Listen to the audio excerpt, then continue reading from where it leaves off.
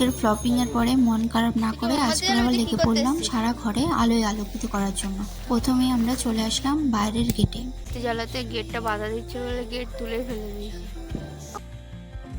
অবশেষে সবাই মিলে রাস্তাটা মোমবাতি দিয়ে সাজানোর পরে এত সুন্দর দেখতে লাগছে।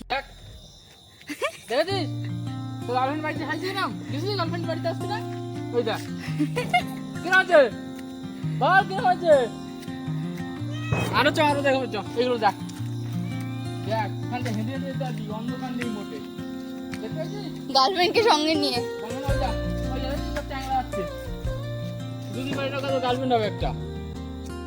আজ শুধু আমাদের মন খুশি খুশি না, আমাদের বম্মাসও বিরাট খেলার মধ্যে চলে এসেছে। ছুটে ছুটে বেড়াচ্ছে আর দেখছে কে কেমন মোমবাতি জ্বালা। ছোট বিড়াল খেলতে চাইছে, ওর পেছনে কে না লাগতেছে।